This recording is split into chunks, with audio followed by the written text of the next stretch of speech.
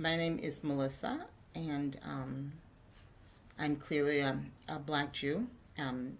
More specifically, I guess, a multiracial Jew. I converted a few years ago. Trying to figure, maybe about 5 years ago. And I'm a member of CRC. CRC is where I attend shul. And my journey of becoming a Jew, I was raised Christian. I was raised Pentecostal Christian. Very strict, sort of Orthodox upbringing. Very religious family. I left that tradition when I turned 18. I was getting ready to train for the ministry. And I found some scriptural things that I didn't agree with, very literal interpretation of scripture. And I just couldn't agree with what was happening. And I left, particularly the unequal treatment of men and women. That was something that I had a problem with. I couldn't handle, and so I left and I explored yoga. I used to do yoga with Lilius Yoga. She recently died a couple of years ago.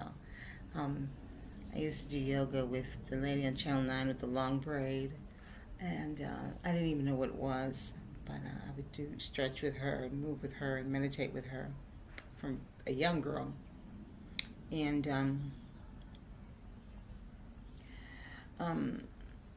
I did a lot of Eastern mysticism, studied a lot of Eastern mysticism. And then I didn't do anything for a while. Then I studied metaphysics.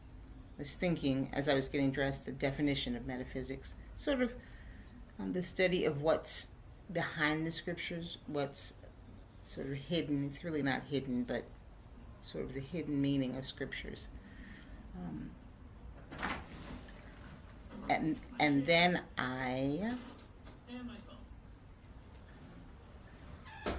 became licensed as a minister to do that. And so I was licensed sort of as an interfaith type minister. And I was starting my own congregation, my own little small congregation. And in my congregation, I had people of all faiths. And I sort of needed a place to pray on my own. I needed a place to just sit and pray.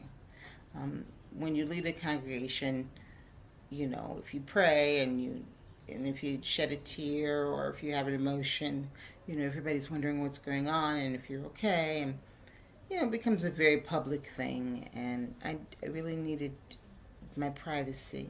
And I wanted to go and pray. And I had heard about this synagogue that a woman led.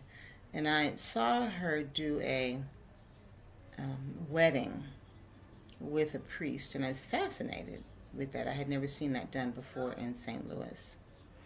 And I was just kind of fascinated by her, and I was drawn to her. And somebody said, you know, she has a synagogue, you know, down in the city, and, you know, did you want to go? And I was like, oh, okay, I'll go ahead and go. And I was just immediately fascinated by her. I was immediately enthralled with her, just immediately. When she gave her sermon, I cried. I remember there was one sermon. No, there was one blessing. She did a blessing for a wedding, and it was two men. And I had never seen that done before in a church. Not in a church, sorry. In any religious establishment at all, ever. And it was so freeing and so wonderful to me. And I was crying, and other people were laughing, and we were just all having this like emotional response to the blessing. And it was just so wonderful to be in a place that was so free and so loving. And I just felt like I was just set free. It felt like I was just set free. And it took me a while to convert, but I was still at shul all the time and doing things, and I ended up singing, and I was very active at shul. And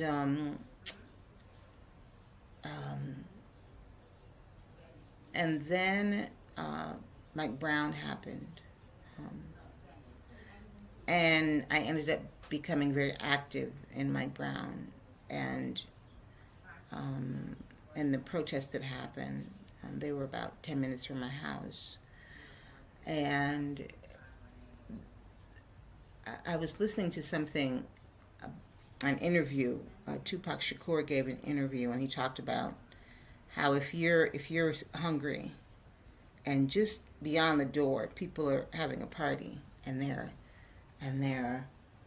have so much food, and you're starving, and you need to eat. First you're going to knock on the door politely and say, I'd like a little bit to eat, to have a little bit to eat, and then the next day you're going to kind of bang on the door a little bit, and you're going to be a little more insistent and say, I really need something to eat. And the next day you're going to sort of pound on the door a little more because you're really, really, really, really hungry. You need something to eat. And the next day you're going to try to knock the door down because you need something to eat. And then the next day you're going to try to get something to knock that door down because you're starving. And when Mike Brown happened, I was going through all of that internally. I was having all of those emotions internally. And here I was in a basically white congregation, but the thing that was so stunning was that I was there as a black person, as a multiracial person, and I was going through all this internally, and I didn't know what it was, but the thing that I felt from this congregation was that they just loved me.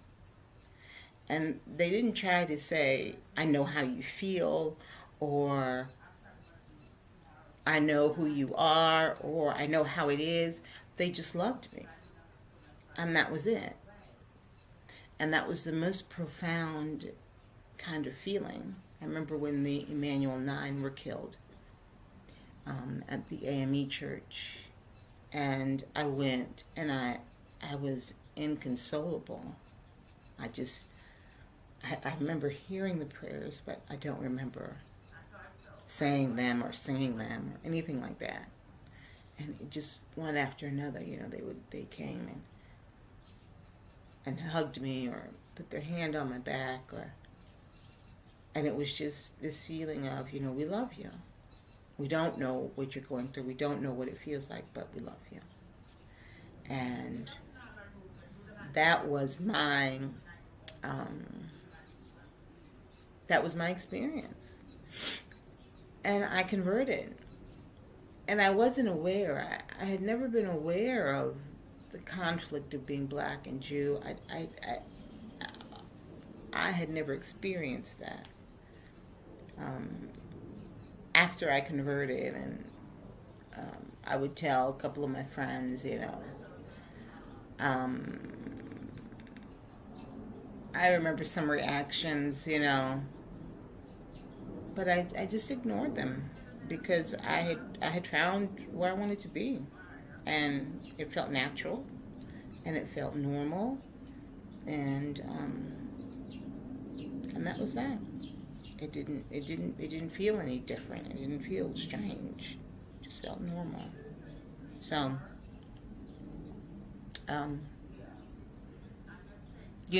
I had already been dealing with whatever discrimination that you feel as a black person, as a queer person, as a woman, and so you just add being Jewish to that,